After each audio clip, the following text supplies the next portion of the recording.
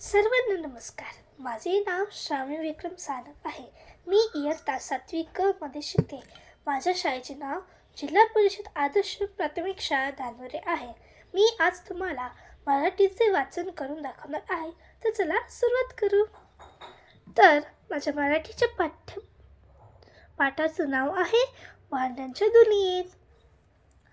उन्हाळ्याची सुट्टी सुरू होताच अरुण व अदिती आजी आजोबांकडे गावी पोहोचले. तिथे मामांची मुले त्यांची आतुरतेने वाट पाहत होती. आता काय, मुलांची नुसती धमालच. आंबे, कलिंगड, ऊस खाणे आणि विहिरीत पोहणे हा मुलांचा कार्यक्रम निश्चित असायचा.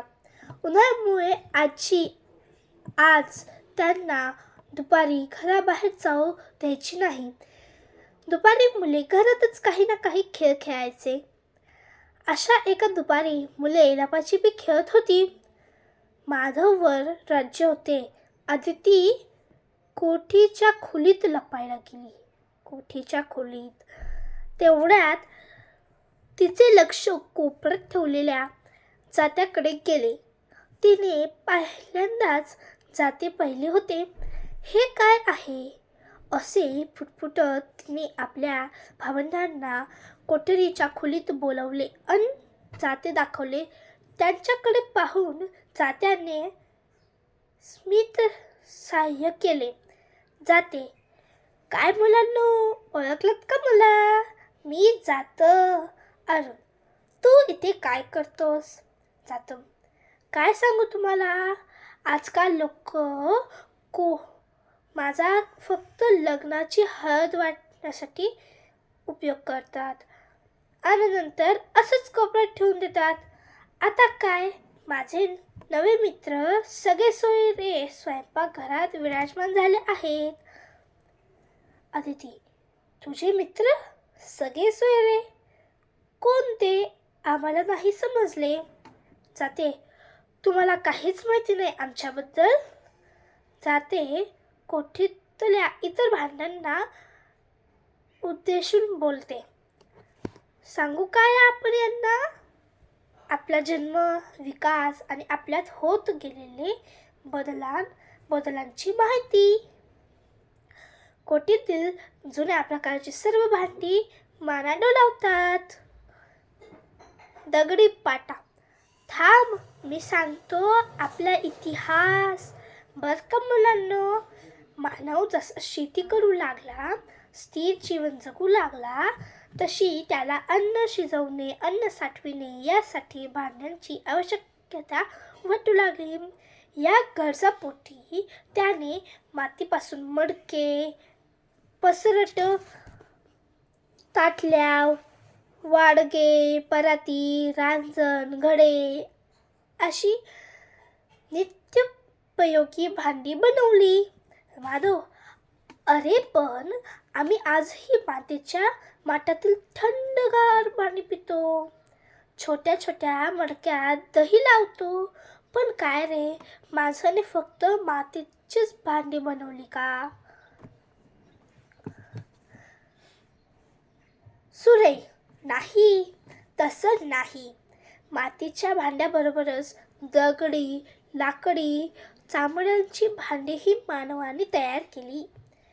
तुम्ही चामडी, बुधले, वाळलेल्या भोपळ्यापासून बनवलेले तुंबे कधी पाहिले आहे का? म्हणता, हो, मी आंतरजाळावर अशा भांड्यांची खूप चित्र पाहिले आहेत. अजूनही आदिवासी भागातील लोक अशा वस्तूंचा उपयोग करतात हेही वाचलेले आहे. खलबत्ता, मुलांनो, लाकडापासून बनवलेली, भिंती लगट ठेवलेली ही काठव पहा. गव्हाच्या, बाजरीच्या, ज्वारीच्या अशी पीठ मळण्यासाठी, भाकरी थापण्यासाठी तिचा उपयोग केला जातो. आजही ग्रामीण भागात काही घरातून तिचा वापर होताना दिसतो. काटवहीत न राहून बोलू लागला. काटवट, अगं मंदा, तुला आठवतं का तुझ्या आजीला आमचा नवा मित्र मिक्सरची खूप भीती वाटायची. दाण्यांचा कूट, मिरची, हळद, धने असे काही बाही कुटण्यासाठी उखळ मुसळ, दगडी खल किंवा हा खलबत्ता आजी वापरायची. पाटवरंटा वापरायची. आता तुम्हीच सांगा मुलांनो, आज उखलीमध्ये कोण पदार्थ कुटत बसते?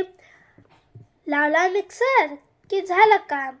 वेळ वाचतो आणि श्रमही वाचते.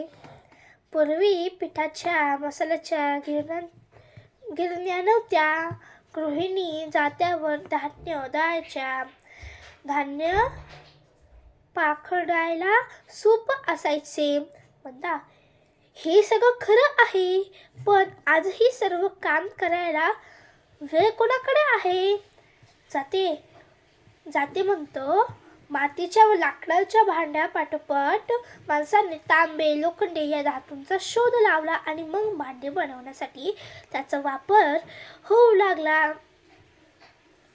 पण या धातूंच्या शोधामुळे भांडे संस्कृती अधिक प्रगल्भ आणि विकसित होत गेली बरं का.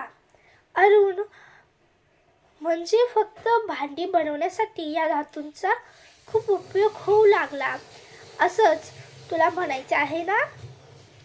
पण जाते भाऊ, आम्ही लोखंड आणि तांब या धातूंच्या भांड्याबरोबर चांदी देखील भांडी पाहिले आहे. जाते पलंग, खुर्ची, टेबल, कपाट, दार, खिडक्या, मोठे दरवाजे यासारख्या लोखंडापासून तयार होणाऱ्या वस्तू तुम्ही पाहिलेल्या आहेत.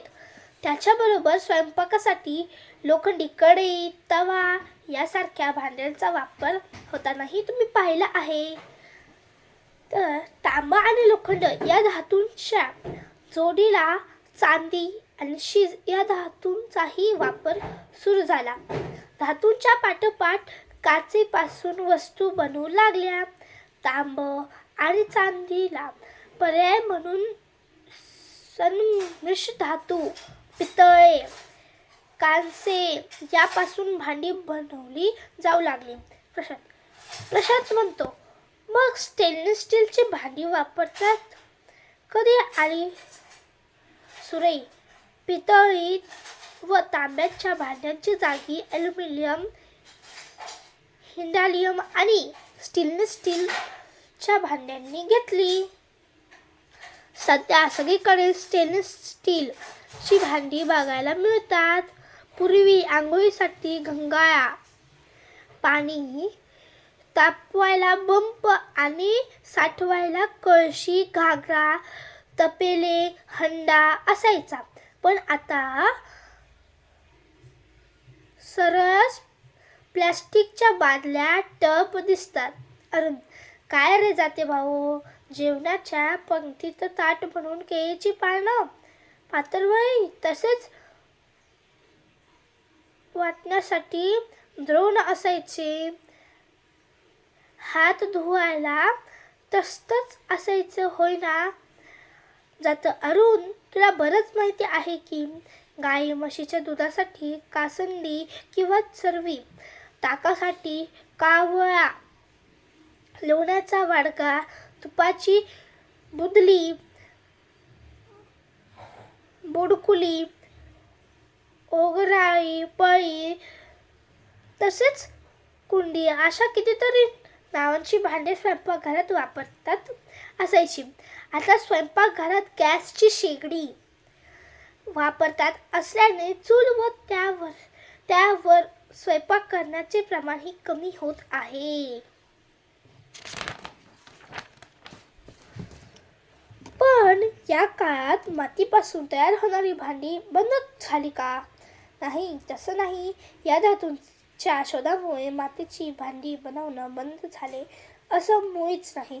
उलट आज भांडी तयार करण्यासाठी माती वापरण्याची परंपरा म्हणजे भांडी संस्कृतीचा पाया मानला जातो. धन्यवाद.